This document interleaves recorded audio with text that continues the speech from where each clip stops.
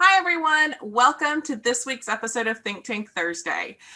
I'm Candi, and I'll be your host this week. At TrainerTainment on Thursdays, we like to take a little bit of time away from the doing, and it's super busy out there right now, heading into the summer season, which I'm ready to make memories with my family, and I'm sure all of you are too. But we like to spend a little bit of time thinking on our business. And so we will spend that time today thinking about guest service with a really great guest. But first, as you know, I have to give a shout out to all of my 2021 digital sponsors.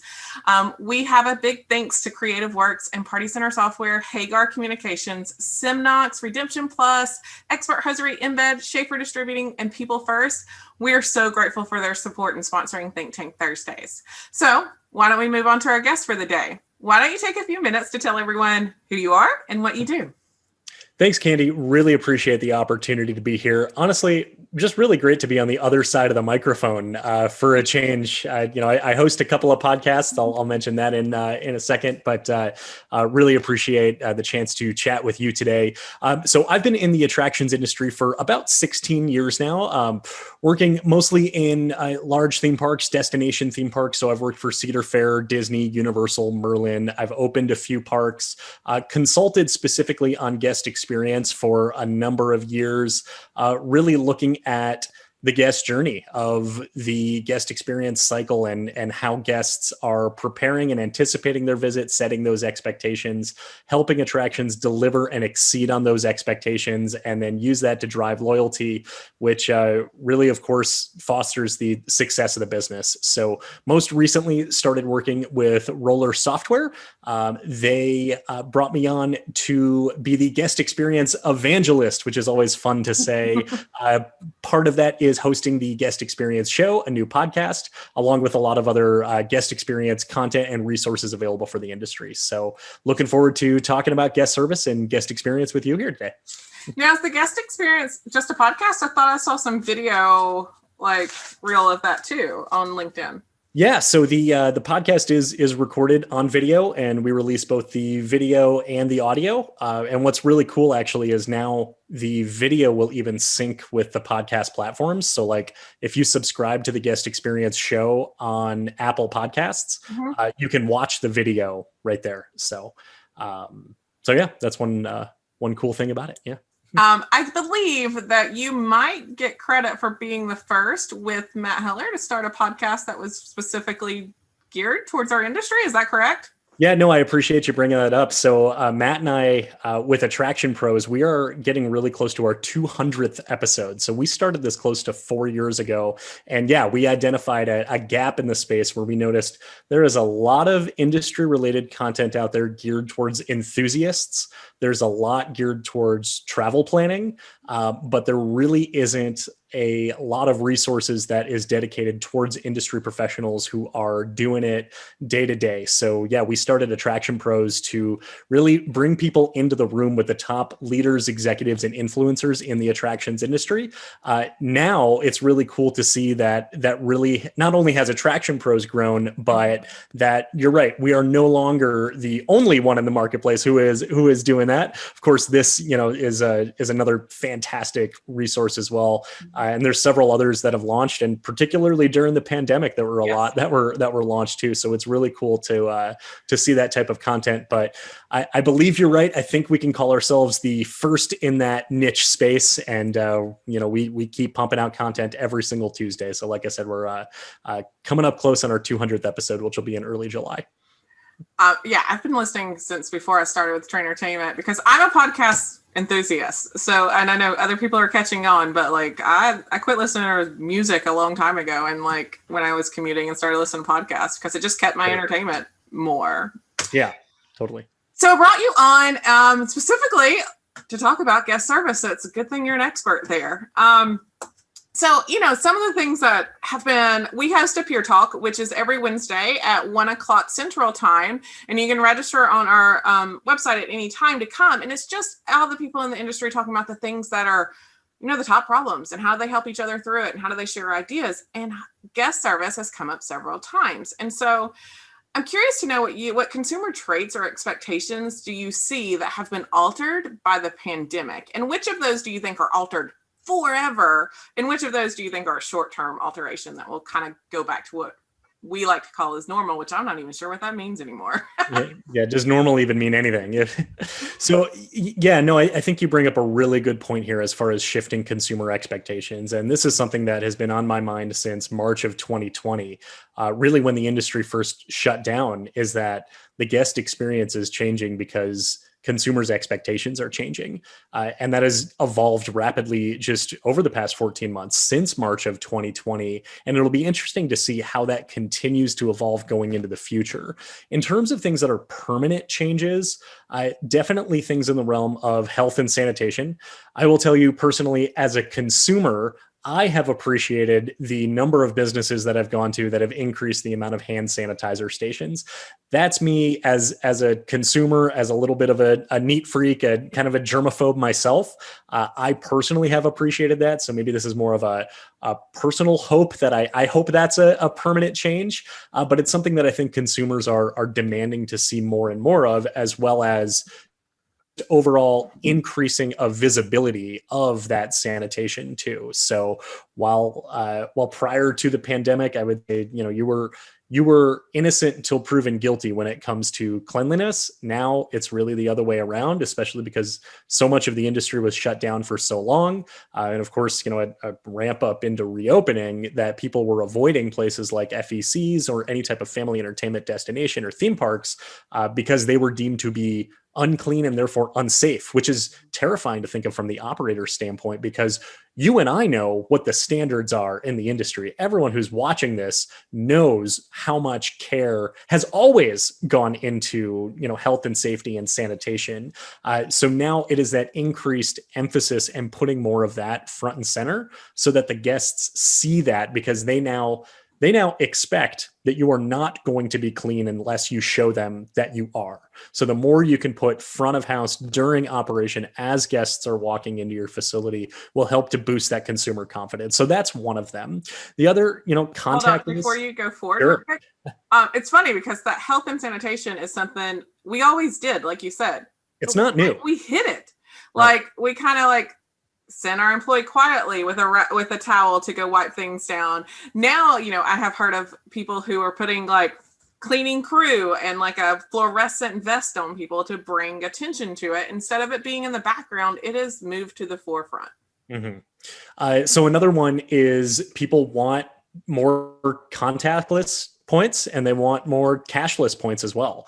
The thing about cashless is I've started to say it's not cashless, it's cashless, not to completely eliminate it from accepting it as currency, but really shifting guests towards more contactless payments so that there's just less money that is moving hands. I mean, that's huge for loss prevention too. So it's not just from a cleanliness standpoint. Of course, there's other benefits to it too.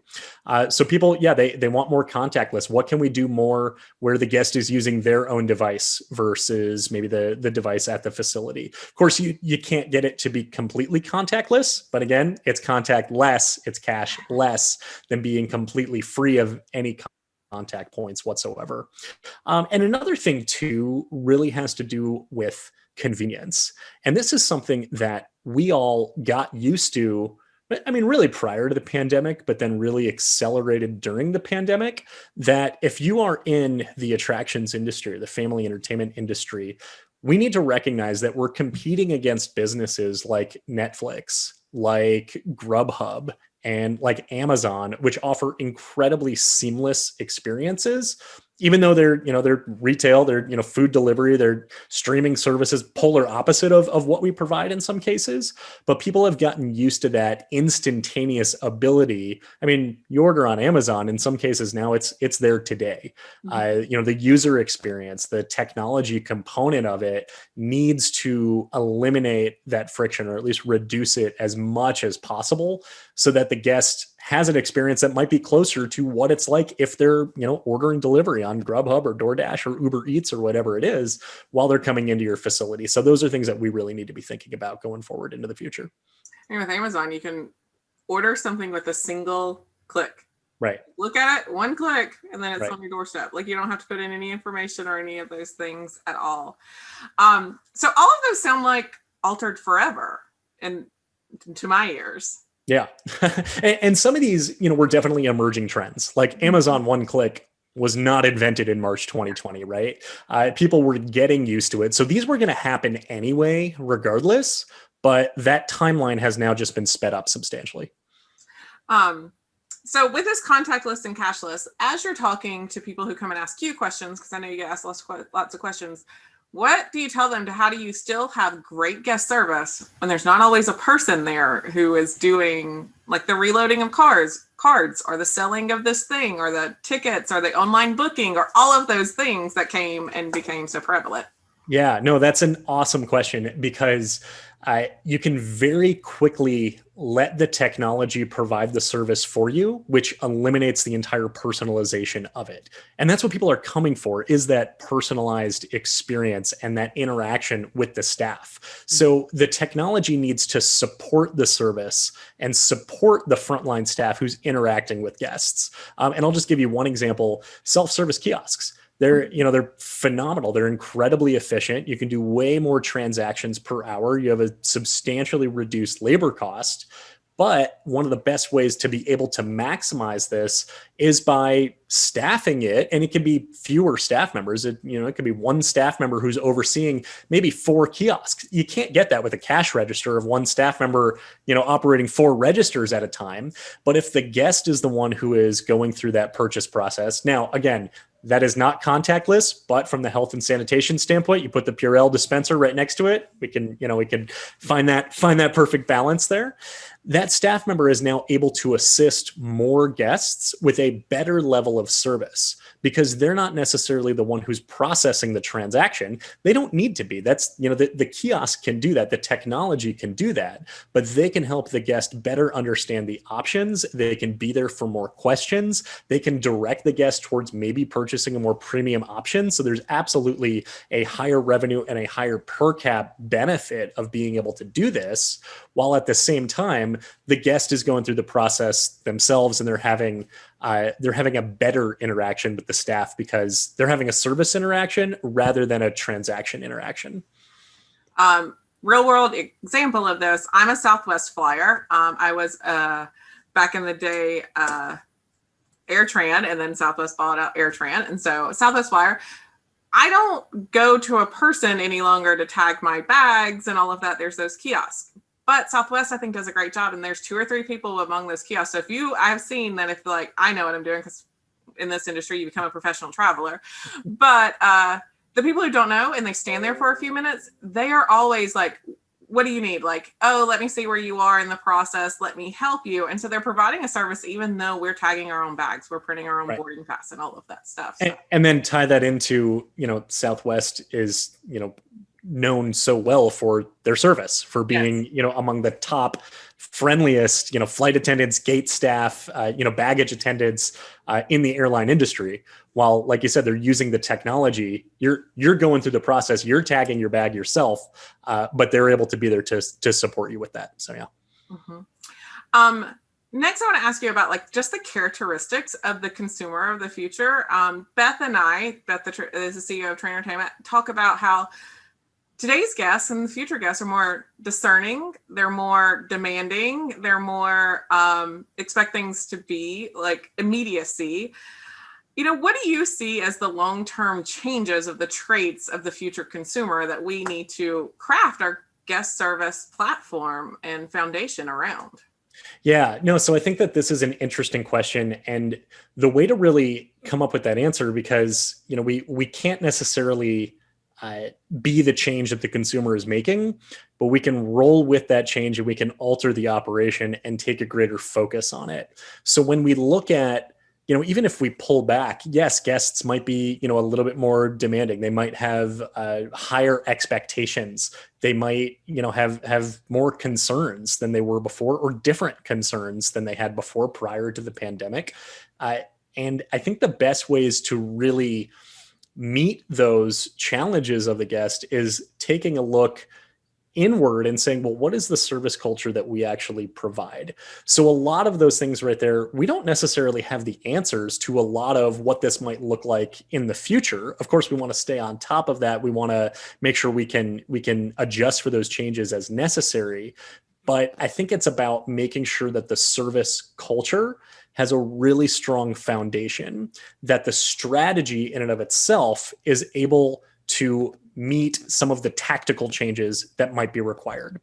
And I think that what operators can do that really sums up how we will be able to address these types of challenges in the future is by looking at why our guests are coming to these facilities, why people are going to FECs, why are people going to trampoline parks, why are people leaving their house after, an extended period of time, and what can we do to be able to celebrate their visit. Some people are coming just because it's Saturday, maybe they don't have anything to do. Many people are coming because because they're celebrating a birthday party. Many people are coming because they're celebrating getting out of the house. That in and of itself is a celebration. And when we turn that and say, okay, we are going to celebrate every single guest, we are going to show our appreciation for their visit, we are not going to take it for granted that they are here, then that will really direct a lot of those small changes in the service delivery that address the pain points that you brought up there. Because now we're ready to roll with that, and we're ready to put the guest in a better situation where maybe they aren't going to be as frustrated because we're showing them how thankful we are for visiting. There's something that I've talked about for many years leading up to the pandemic, and that is that when it comes to visiting an attraction, what else could you do besides doing that? You could go to another attraction. You could go to an adjacent industry. You could sit at home and binge watch Netflix, right? That didn't change. Now, additional competitors came into the arena during the pandemic. There's this, competition of social distancing, right? Or physical distancing. You're competing against fear and uncertainty. Thankfully, these are starting to subside more and more. Hopefully we're, continuing on this path. But for every single guest that comes in, think of the amount of both mental and physical energy that it took to get them from sitting at home to walking through your doors. And the reason why this can be such a challenge for operators is because if you work in an FEC, you wake up every single day, you go to work, and you see guests, right? It is very normal to see people interacting in a leisure environment. And you could be driving right next to them on the same exact road, going to the same exact place. You're getting up and going to work. They're waking up and they're saying, today's the day. We are going to have the greatest time of our lives, right? We are, finally getting this day out that we deserve. We are finally escaping the hardships of our daily life and everything that we've been going through, since last March. And when we look at it from the guest's standpoint, which is sometimes easier said than done, especially when we get into that routine, it can become redundant sometimes. But when you look at it from the standpoint of this person doesn't need to be here, there are so many other things that they could have done besides coming here. I need to recognize that they made a substantial effort to get here. And now we can celebrate the fact that they've just walked in the door. I think it's great that you talked about the mental energy that goes with it. Just in traveling, I recently started traveling again, which is something I did on an all the time basis. But I was shocked even myself at how much more thought I had to put into just this decision to travel again. And what did that mean? And how did I have to prepare for that? And what did I need to do? And all of that, all of those things. And you're right. We do the same thing every day. So if you're working at an FEC, you're already going in, you're around those people, and you don't really think about how many mini decisions, tiny decisions probably went into the big decision to go there on that day. Yeah. And to go anywhere, let alone that, your facility, right? Yeah. So, yeah. So I do like what you're saying, but then I think it comes to how do we maintain that high service culture that you're speaking of right now when we're in the middle of this perfect storm that has been brewing where places are opening up relatively quickly back to full capacity, sometimes without any warning from the government. They're just they're there.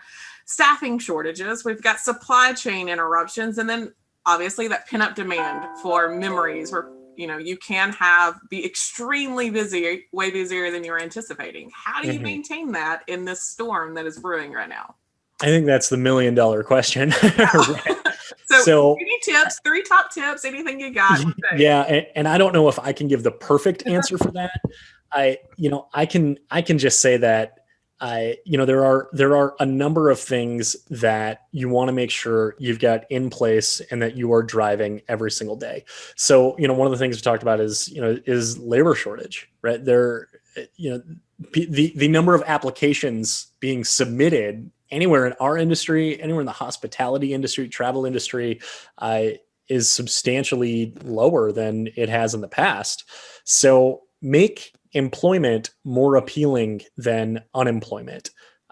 These stimulus checks have been great. They've been incredibly helpful to be able to sustain people, but offer something that is going to be better than not getting a job. And part of that, of course, is the wage component. And I think that could be an entirely different conversation in and of itself.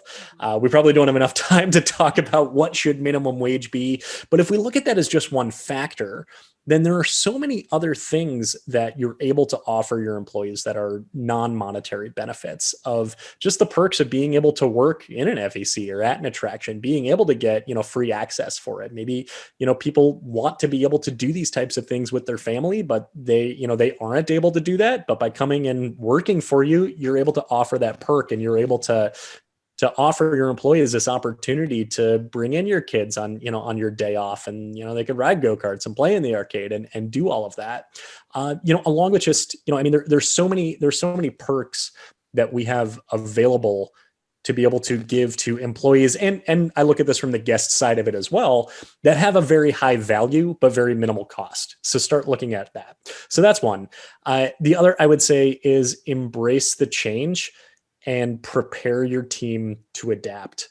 The pandemic and the changes from it is not over. I think that we're going to continue to see more and more changes. I was asked like several weeks ago, someone was doing an article and said, what should people be thinking about? And well, think about every time we get an answer, it opens up so many more questions too.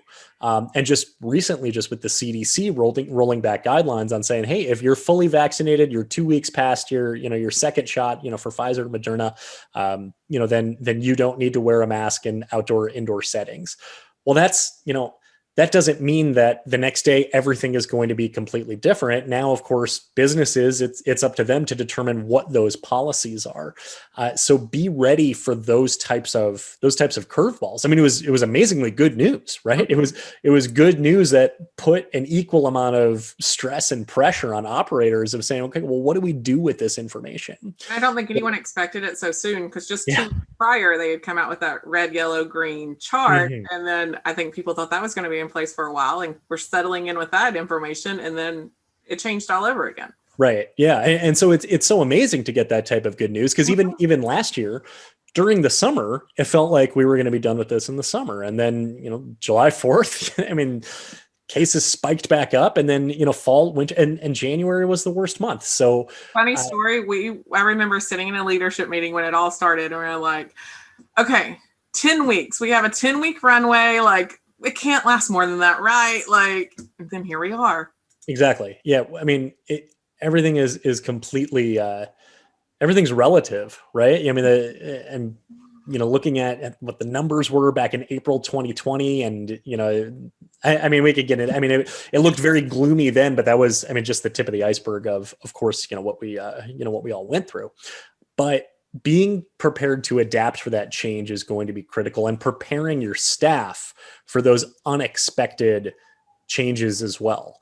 The phrase, that's not how I was trained, can't be an excuse anymore. We need to be ready to shift. So as a result, the communication needs to be critical as well. If you're getting information, whether it's from the CDC or the government or an external source, being able to internalize that and say, well, what does this mean for my business? What are the changes we need to make immediately? And then being able to get that information to your staff so they can get it to your guests. And of course, with your marketing, your signage, all that is be ready for those rapid changes.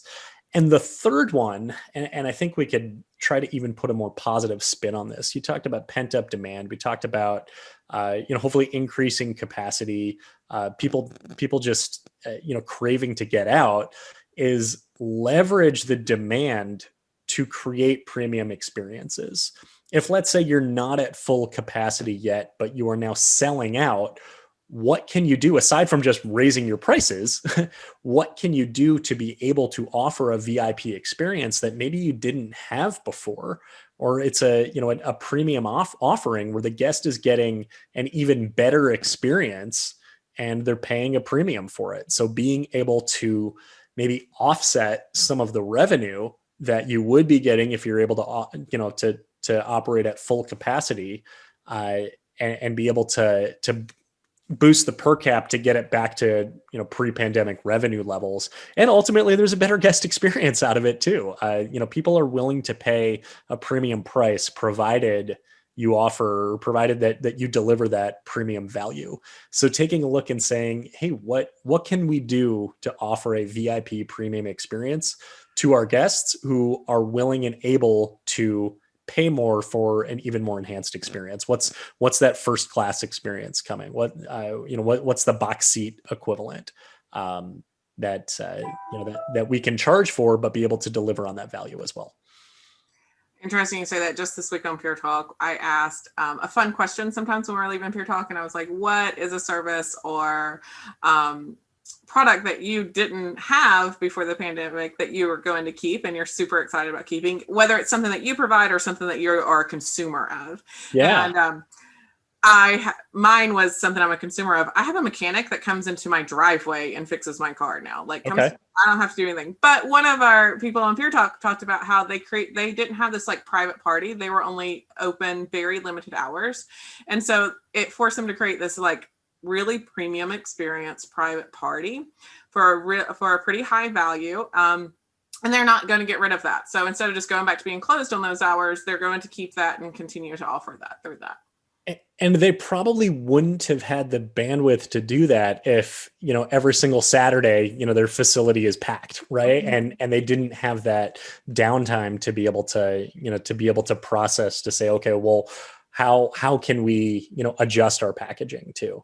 If you look at, even movie theaters, even, before the vaccine rollout, they said, look, we've got the whole theater you can book for your party, for just your family. If you want to do that, it's yours. And we're able to, to sell that, of course, at that premium value for the guests and the demographics who are, like I said, willing and able to pay for that. We know that it's not going to be for everyone, and that's okay. But being able to, to offer that can help to sustain. I was also talking to someone recently too, and said, while your capacity is lower, it's a perfect time to test new offerings as well, because you're getting, the most local demographic. You're probably, hopefully, getting the most loyal demographic as well. And they're the ones who are most vocal. And in fact, they're maybe even your harshest critics. So if you put out a package, you're able to accelerate that feedback loop by getting in that data, making those adjustments. And then by the time you're back up to full capacity, you might have a better offering that now you're delivering an even better experience and a substantially higher per cap.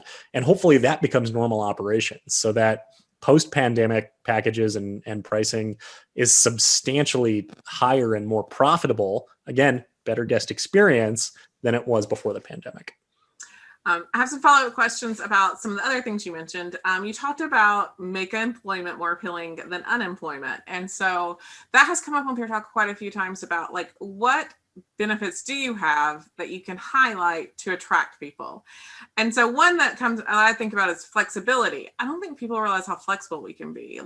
You need to go to band camp this summer, let us know. I can work around that. You need to, you got football practice 2 days a week. Let me know. I can work around that. You're a mom and you need to pick up your kids or drop them off to school in the morning. I can let you come in right after that. So I think that sometimes people forget what a nicety that is to workers to have flexibility. Are there any other outside the box benefits that you think about? I think you probably said it better than I could have. That was going to be what I was going to say, as far as, that flexibility and that flexible schedule. The other component of it too is, look at people who might want to pursue a career path, whether it's in this industry or in hospitality or in the service industry, or even in retail, and say, look, by coming in and working for us, even on the front lines, is we're able to give you that boots on the ground experience that is going to be so beneficial to your career. So that might be, attracting, a younger demographic of people who, who are in high school or in college, who pretty much align with a lot of, who the industry hires anyway. Mhm. So that, it's that experience benefit that you're offering too. When I think back, early in my career, working as a ride operator at 625 an hour, yeah, I wasn't making a lot of money. There weren't very many benefits to that aside from, the perks of being in the park for free.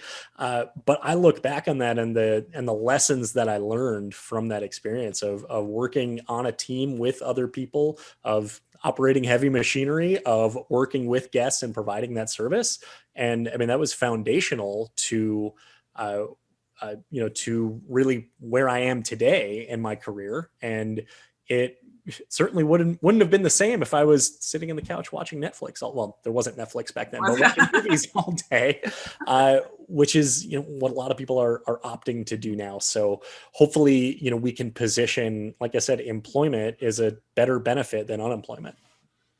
The other thing you mentioned is communication channels, and you come from working in a lot of organizations that had a whole lot of employees. So what are your tips for some communication channels that you can use that gets information out quickly? You can't wait till you have the next staff meeting anymore. Like, information would be totally different now. And make sure that they understand it and read it or process that information. What are some of the communication channels you see that have the best success rate? Yeah, no, I was talking to someone recently, and I thought this was a really creative solution. And it is about be on the communication channels where your employees are at. So if we're talking about, Gen Z employees, from what I understand, they're barely checking their email, right? Like, email is already kind of an archaic communication channel, but they're on Instagram. So start a private employees only Instagram where you can post messages on. You can update your story with it. You can you could send out maybe those changes in communication. And of course that's one example, but I think the main principle there is use the communication channel that your employees are on or that your guests are on, versus trying to put a square peg in a round hole and make them use a communication channel that they're not used to. Thank you for that. So this other question I think may be a bit harder. So I've heard people refer to, they believe that they're in this grace period of guest service right now, that people are going to be a bit more gracious because things are just opening up and they're going to let them slide with not having the best service. I think I told you, I talked to someone who used to be like really investigate if they got more than 2 complaints in a month. Now they're like, as long as I don't get more than 2 in a weekend, like we're going with that. Ooh. And so do you believe that this period exists? And if so, how long do you think it would last?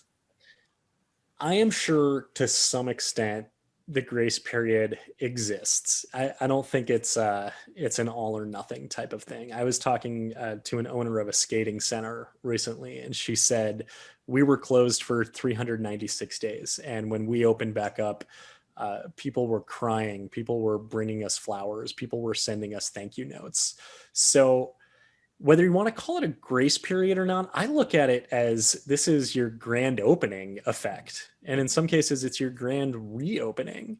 And yeah, there's that champagne period that comes with that, of being able to kind of see this additional level of appreciation for you operating.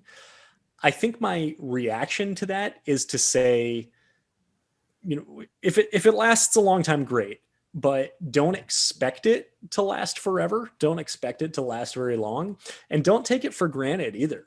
If you get 2 complaints in a weekend, treat every complaint like it is its own, right? It should still be that same high level of attention, high level of service that people have come to expect from you. So even if you're in this sweet spot right now where maybe you can get away with doing a little bit less, don't do less, do more, right? Celebrate every guest, right? Go through and identify that every single guest is coming to you on purpose. So it really, I think, goes back to that, that mental capacity of what is getting guests off their couch in their car and to your facility. And if it is this grace period, embrace it. And by turning it into a celebration, hopefully you can extend it. But I don't see it as something as excusing less than stellar service. I think that it needs to be even better than it always has been before, and constantly working towards improvement. I mean, that's one of the reasons why I'm so passionate about guest experience, is that there's no ceiling, there's no plateau to it. If you are the best you've ever been, you should ask yourself, now what do we do to top that? What can we do to make this experience even more amazing? So I hope that answers the question. Is there a grace period? I think the answer is maybe. Maybe more places than others, and I think that it should be, taken advantage of, in that you are using that to drive more guest loyalty into something of sustaining the standard that you are now held to, and not taking it for granted. I like that. Don't take it, if you feel like you're in that, don't take it for granted. Make sure that you show that appreciation.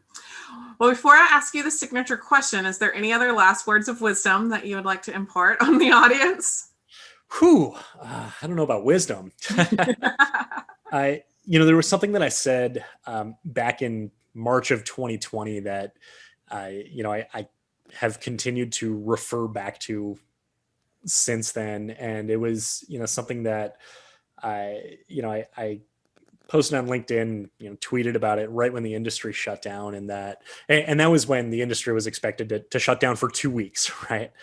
And it was that when you reopen, the first people to come back to you are your most loyal, and make sure they know that you know that.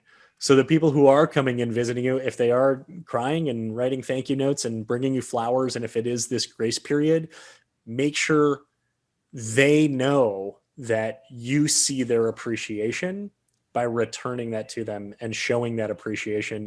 And it goes back to celebrating every guest. So I guess those are my words of advice. I don't know if it's wisdom.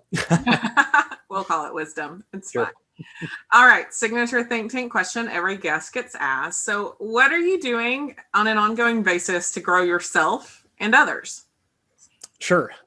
So in terms of growing myself, I'm constantly trying to explore new topics. And as busy as I am, and as busy as I've been lately, I really try to set aside, whether it's reading new books or trying to learn a new skill. One thing I'm glad that I did in April of 2020 was that I got a subscription to Masterclass, and they've continued to just add more and more phenomenal instructors into it. And I think I've taken I haven't spent too much time on it, but I think I've taken like 10 or 11 different courses What's your on it. class so far? Oh man. So that's actually the cool thing, is that I intentionally noticed the variety of courses on it and was like, okay, some of these are going to be really practical and really useful to me, personally and professionally. So like the first one I took was, business strategy and leadership with Bob Iger. So I've done a few other, I did, negotiation with Chris Voss. I read his book too. Really cool, really helpful. But I've also, I also took, Mexican cooking with Gabriela Canara. I took, cocktail making and mixology. I took stand-up comedy with Steve Martin. So there have been, so many where I've recognized, okay, this is going to have like a useful impact and something I can take and implement into my career. And there are many of these that are just going to remind myself that, there is the life beyond work as well. And I can improve those other skill sets at home and personally too. So to answer that question, that is a tough one, because I've enjoyed so many. I think Chris Voss's class on negotiation was one of my favorites. Robin Roberts with broadcast communications was really beneficial too. Storytelling and humor with David Sedaris. Right now I'm in Neil deGrasse Tyson's forgot what it's actually called. It's not just astrophysics, but it's like scientific thinking and communication. Wow. Yeah. So it's it's something to kind of just kick back and, sync it up with my TV. And instead of rewatching Friends or Modern Family or The Big Bang Theory, which I've done a lot of too. It's like, hey, let's take that and maybe try to be as productive as possible. So that's the first part of my question, or your question. The other is about helping others grow as well. And I love opportunities like this, like coming on ThinkTank and talking to you. But that's also what I love too about the two podcasts that I have. So co-hosting Attraction Pros with Matt Heller and then hosting the guest experience show for Roller has been really cool to be able to, first of all, helps me grow myself as well, because the people that we're talking to are just phenomenal people in the industry and really smart people and learning a lot. But then the fact that we get to take that conversation and broadcast that to the industry, when people reach out to us, whether it's for Attraction Pros or people reach out to me for the guest experience show and say, thank you for this interview, it was really helpful.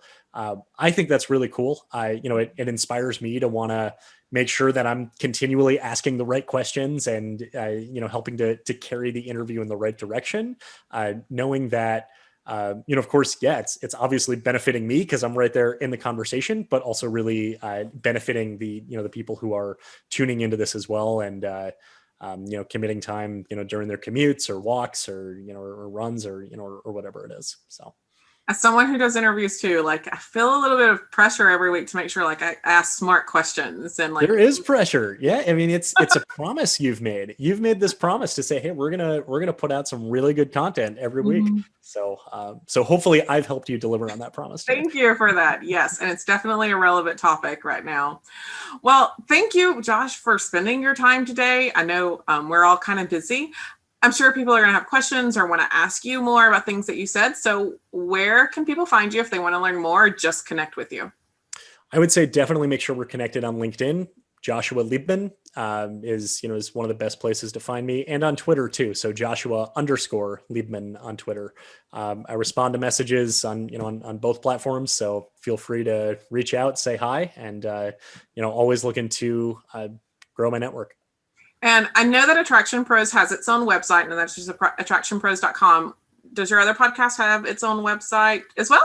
Yeah. So if you go to roller.software, on the header bar, you can click learn and then go into the guest experience show. So it does have its own URL there, but it's longer. It's easier to say, go to the Roller website and check that out. And and you can subscribe to Attraction Pros. You can subscribe on Apple Podcasts, Spotify, and on YouTube. And Guest Experience Show, you can subscribe on Apple Podcasts, Spotify, and Google Podcasts, or you can watch them on the Guest Experience Show website from the Roller website. Are they both weekly, Josh? Mm-hmm. Yep. Okay. Yep. All right. Well, thank you again. And thank you to everyone out there for spending your time with us. Thank you again to my 2021 digital sponsors. They are the reason that these episodes come to you every week. And then if any of you out there have an idea for ThinkTank or the Guest Experience Show or Attraction Pros, you can get in touch with us. You can email me at candi@trainertainment.net for ThinkTank. And Josh, I'm sure, will take some requests over on LinkedIn for his shows as well.